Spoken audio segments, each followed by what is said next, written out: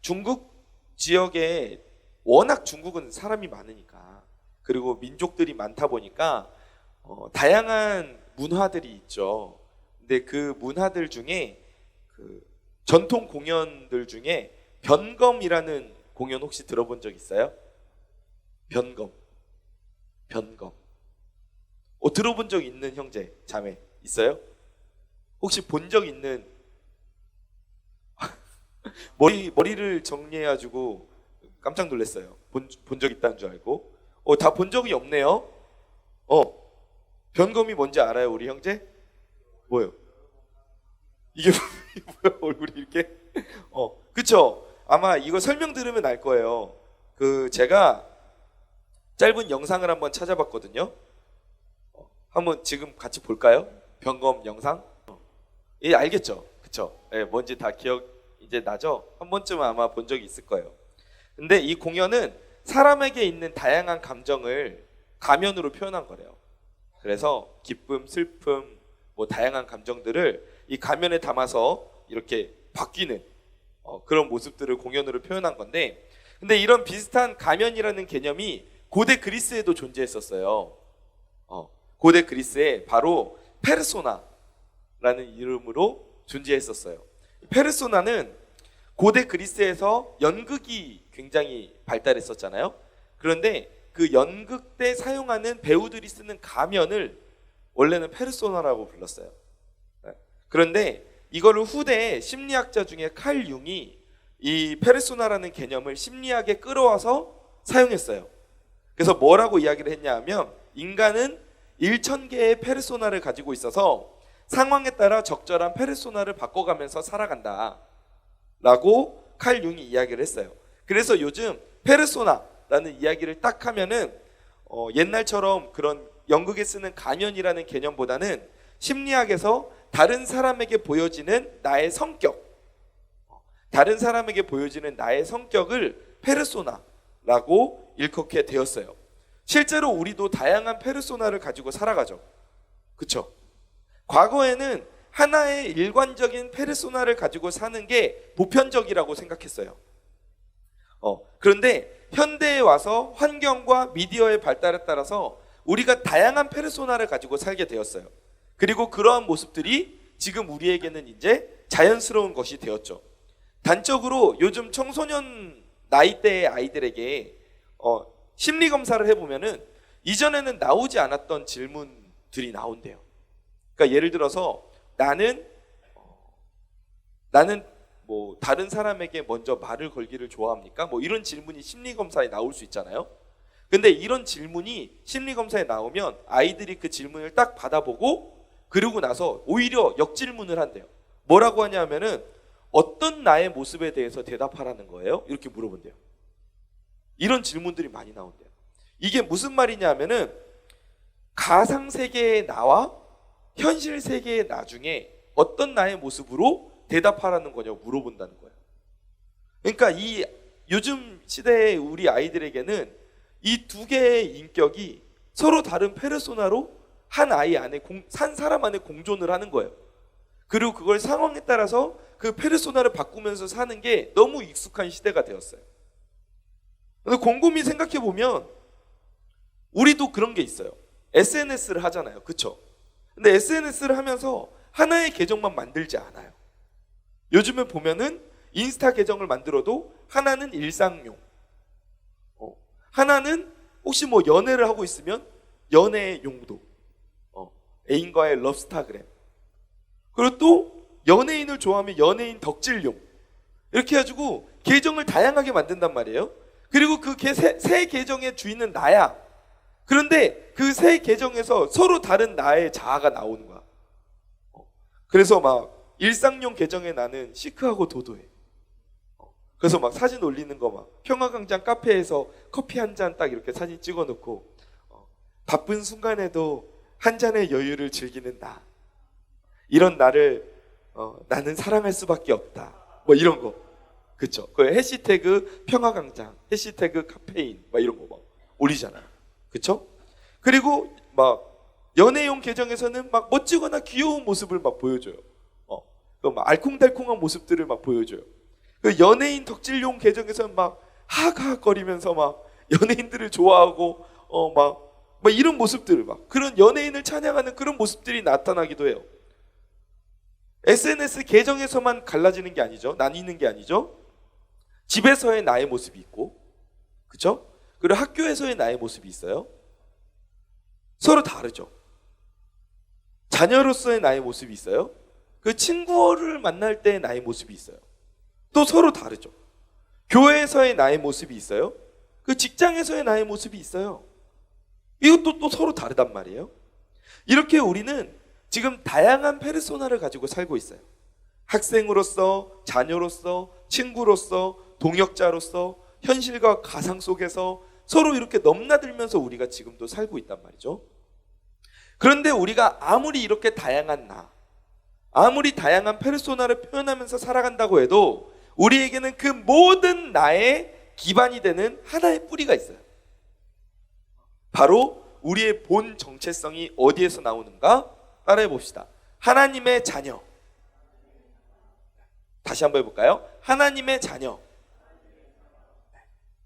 하나님의 자녀라는 이 정체성에서 우리의 모든 페르소나가 나와야 한다는 거예요.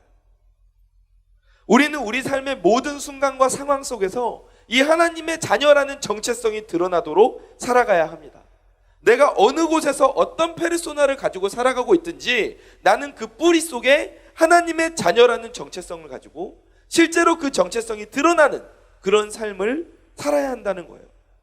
그렇다면 어떻게 사는 것이 하나님의 자녀라는 정체성을 드러내며 살 수 있는 것인가? 우리가 그 답을 오늘 본문을 통해서 읽어봤던 다니엘의 삶에서 함께 찾아보고자 합니다. 다니엘은 진짜 세상 가운데에서 하나님의 아들처럼 살았던 사람이에요. 정말 세상 한가운데에서도 하나님의 자녀처럼 살았던 사람입니다. 성전도 없는 이방 나라에 포로의 신분으로 잡혀갔어요. 그런데 그 가운데에서도 하나님의 아들처럼, 하나님의 자녀처럼 살았던 사람이 바로 이 다니엘이에요. 다니엘은 원래 유대 지파에 속한 왕족이었어요.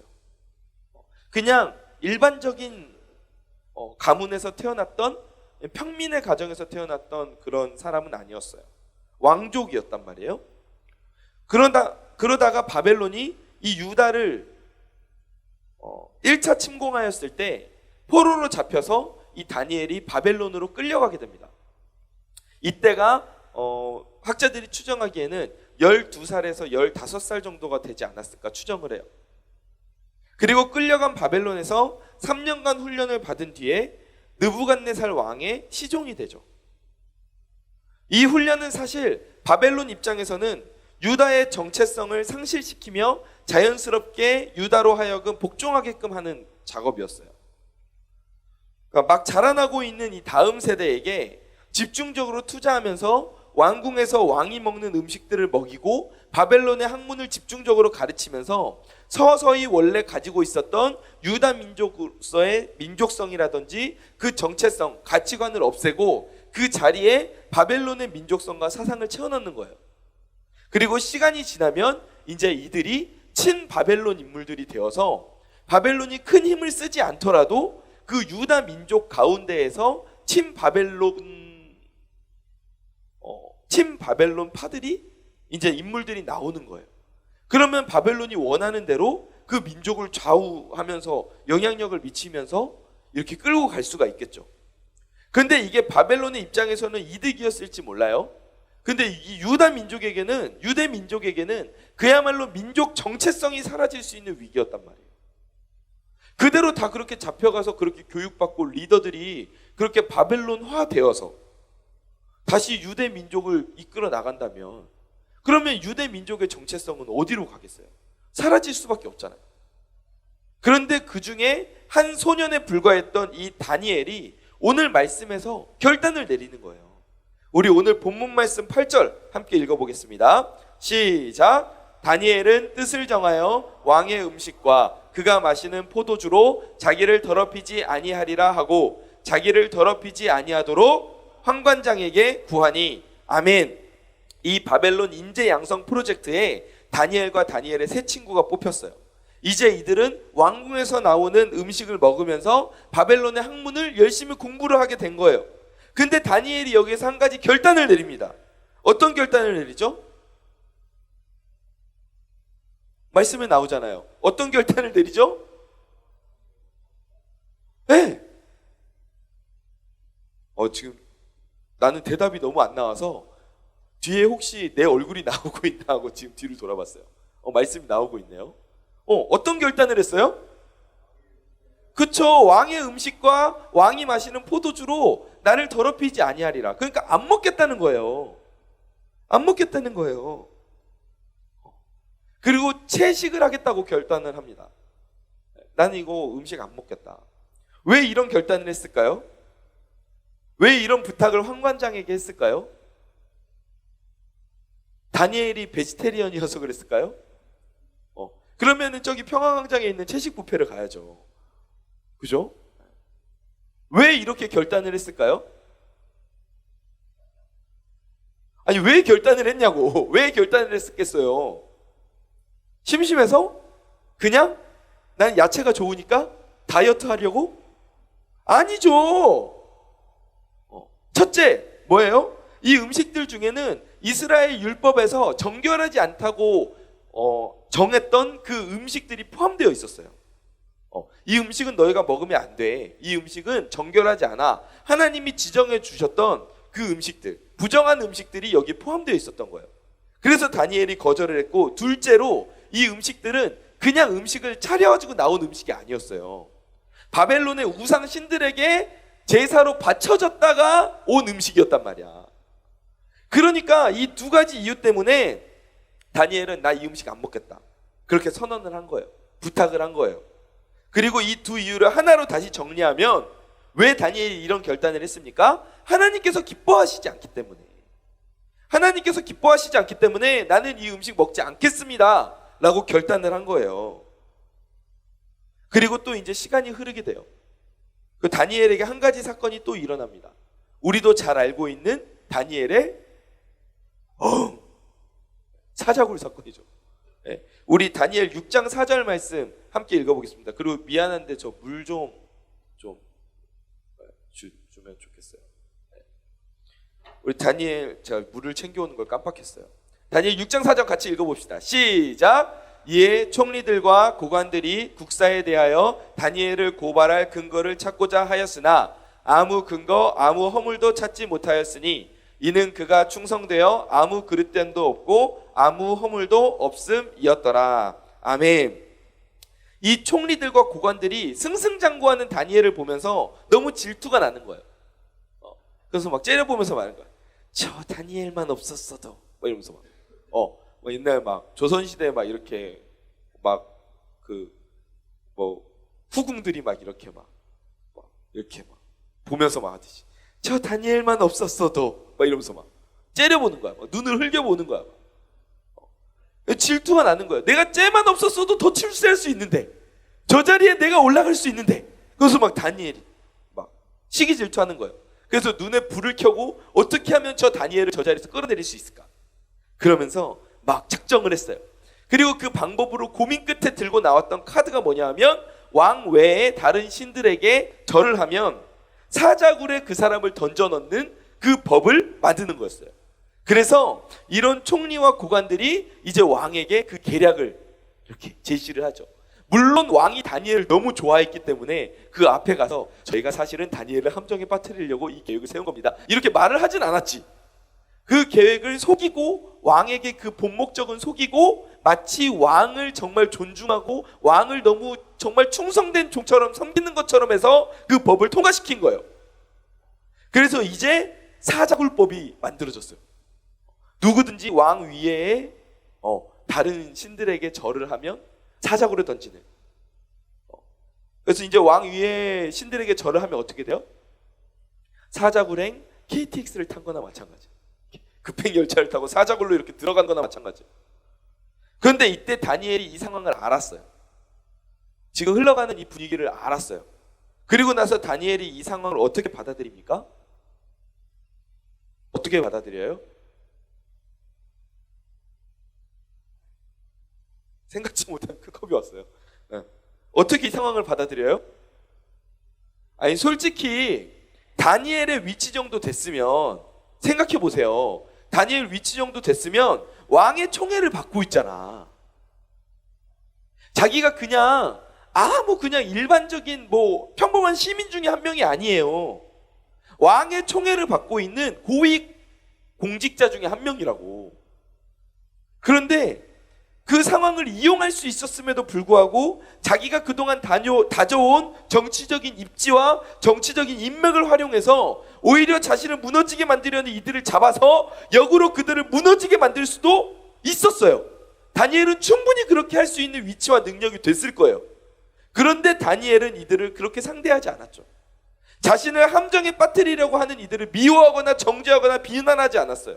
그리고 오히려 어떻게 합니까? 다니엘 6장 10절 말씀 같이 읽어보겠습니다. 시작! 다니엘이 이 조서에 왕의 도장이 찍힌 것을 알고도 자기 집에 돌아가서는 윗방에 올라가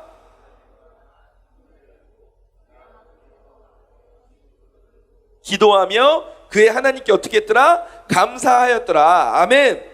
다니엘이 어떻게 해요? 뭘 했어요? 기도를 했어요. 기도. 자신의 입지와 경험을 활용하는 게 아니라 오히려 하나님 앞에 기도하면서 무릎 꿇고 그 자리로 나아가고 있다는 거예요. 왜 이렇게 한 걸까요? 자기도 나라에서는, 바벨론에서는, 그 나라 그 상황 속에서는 끝발 있는 사람이었지만 그보다 더 아버지이신 하나님을 신뢰하였기 때문이에요.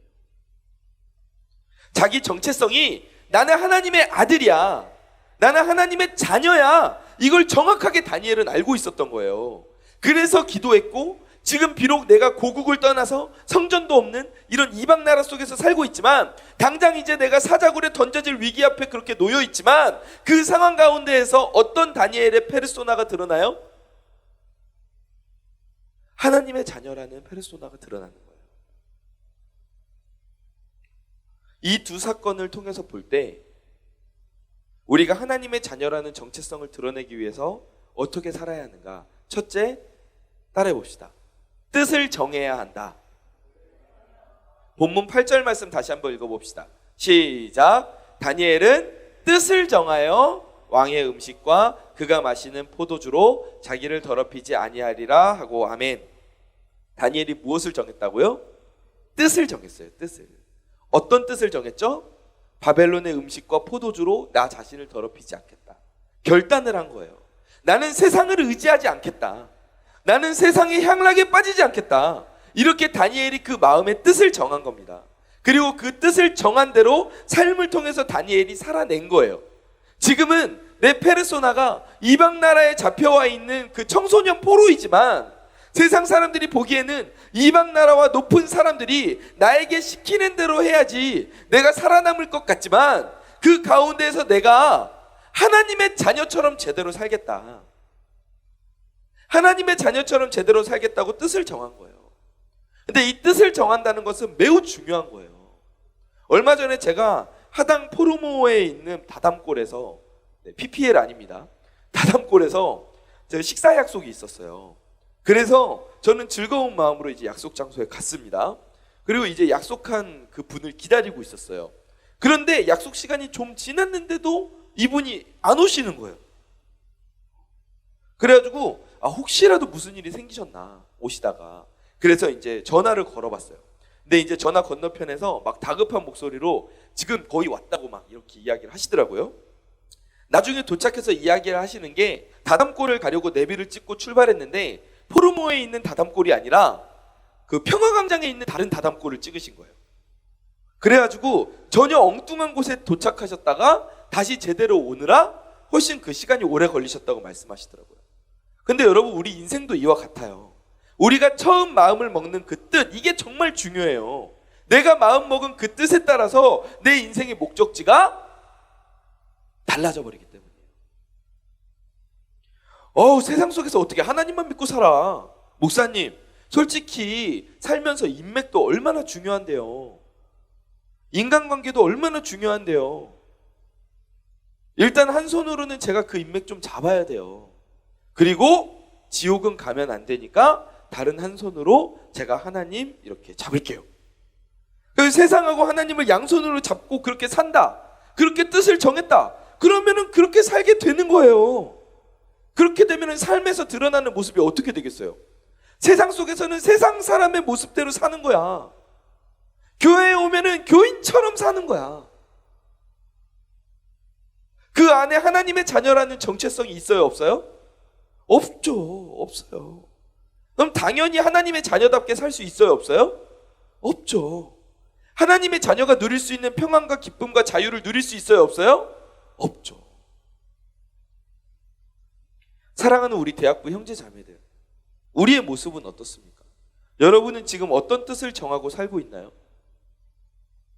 교회에서만 하나님의 자녀가 되고 세상에서는 세상의 규칙과 방법을 따르며 살고 있진 않습니까? 에이, 뭐 다들 그렇게 하는데 뭐.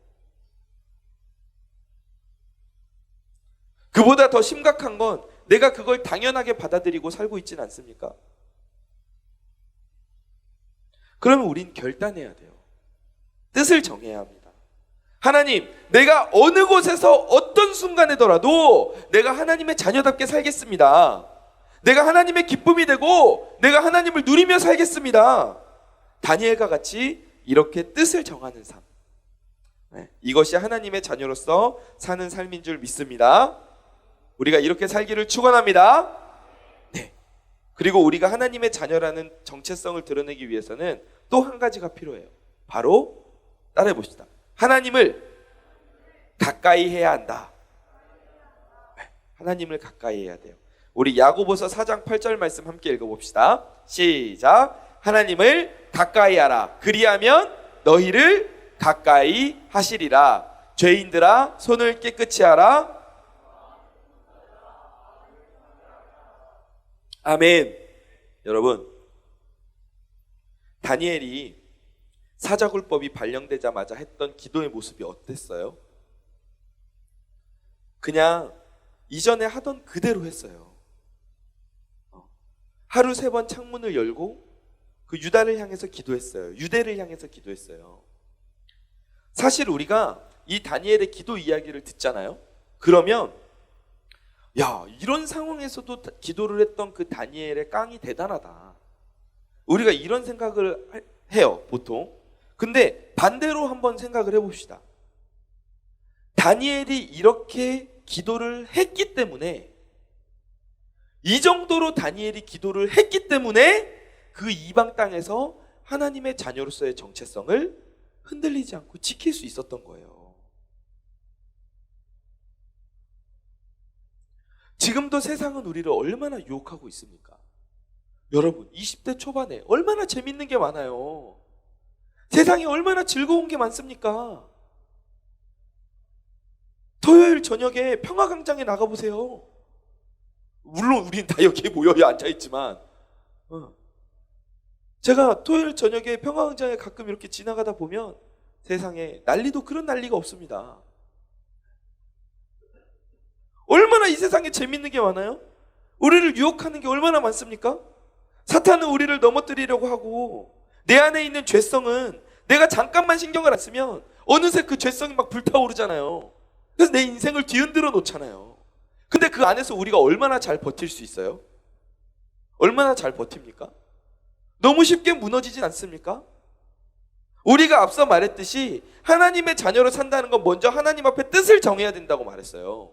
그런데 그 뜻을 정하고 내가 그 뜻을 향하여서 나아갈 수 있는 힘은 나에게서 나오는 게 아니라 성령님과 하나님에게서 나오는 줄 믿으시기 바랍니다. 그렇기 때문에 우리는 자꾸 하나님을 가까이 해야 되는 거예요. 그 힘이 하나님에게서 나오니까. 사실 오늘 말씀에서 등장하는 이 두 장면의 다니엘, 나이 차이가 꽤 있어요. 우리가 그 성경 동화 같은 걸 보면 사파에 다니엘이 그려져 있는데 대부분 다니엘이 어린 청소년의 모습으로 대부분 그려져 있죠. 그런데 1장에서 등장했던 그 왕의 음식을 거절했던 다니엘은 10대 청소년이에요. 그렇죠? 그리고 이제 역사적으로 나이를 추적해서 가면 사자굴에 들어갈 위기에 처한 다니엘은 80대 노인이에요. 그러니까 약간 시대 차이가 있어요. 그런데 이 두 다니엘 사이의 시간이 60에서 70년 사이가 차이가 나지만 여전히 변하지 않는 다니엘의 모습이 하나가 있다는 거죠. 그게 뭡니까? 하나님을 가까이 하고자 했다는 거예요. 어릴 때 다니엘이 뜻을 정했어요. 그리고 하나님을 계속해서 가까이, 더 가까이, 내가 조금 더 가까이, 지금보다 더 가까이 그렇게 나아가니까 소년부터 노년에 이르기까지 하나님의 자녀로서 그 믿음과 영성이 계속해서 깊어져 갈 수 있었던 거예요. 이러한 은혜가 저와 여러분에게 가득 넘치기를 간절히 축원합니다. 우리도 다니엘과 같이 그렇게 결단하고 하나님과 더 가까이 나아가게 되기를 간절히 원합니다. 그렇게 될 때 어떤 일이 일어납니까? 오늘 본문 9절 말씀 같이 읽어봅시다. 시작. 하나님이 다니엘로 하여금 환관장에게 은혜와 긍휼을 얻게 하신지라. 아멘. 다니엘이 그 마음의 뜻을 정하고 하나님께 계속해서 나아가자 하나님이 일하시기 시작하는 거예요. 다니엘이 어디에 서 있든지, 지금 다니엘이 서 있는 땅이 이방 땅이고 성전도 없고 환난과 핍박 가운데 서 있더라도 포로의 신분에서 총리의 신분을 감당하는 그 모든 순간 가운데에서도 다니엘이 나는 하나님의 자녀다, 이 정체성을 깔고 가니까 하나님께서 그 모습을 보시고 다니엘이 그 어떤 페르소나의 모습으로 있는 가운데에서도 하나님께서 일하여 주시는 거예요. 은혜가 주어지고 긍휼이 주어지는 거예요. 환관장을 통해서 역사하시고 사자굴에서 하나님이 역사하셔서 살려주시는 거예요. 이렇게 다니엘에게 임하셨던 그 은혜가 오늘날 우리에게도 계속되는 줄 믿습니다. 말씀을 정리하겠습니다. 다양한 페르소나를 감당하는 멀티 페르소나의 시대를 우리가 살고 있다고 이야기를 해요. 사실 우리 인생을 잘게 나누어 둔 단면들이 페르소나가 되는 것 같아요. 자녀로서의 나, 친구로서의 나와 같은 역할을 넘어서 내 상황에 따라서도 나뉠 수가 있는 것 같아요. 힘든 상황 가운데 처해 있는 나, 일이 생각보다 잘 풀려가고 있을 때의 나, 그리고 너무 내 삶 속에서 분주해서 주변을 돌아볼 여유조차 없을 때의 나. 그런데 이러한 모든 상황, 모든 페르소나의 기반에는 단 하나의 정체성이 있어야 돼요. 그게 뭡니까? 하나님의 자녀라는 정체성이 있어야 돼요. 내가 학교에서 공부를 하고 친구를 만날 때에도 나는 하나님의 자녀라는 결단이 있어야 돼요. 하나님과 멀어지는 일이 일어난다면 내가 결단하고 그 일들을 끊어내야 돼요. 양다리 걸치면 안 돼요. 유림자매, 양다리 걸치면 어떻게 돼요? 최소 싸대기죠. 아니면 착, 그렇죠. 근데 세상에서 양다리 걸친 사람을 우리가 그렇게 뭐라고 하면서 우리는 하나님과 세상 사이에서 너무 양다리 걸칠 때 많지 않아요?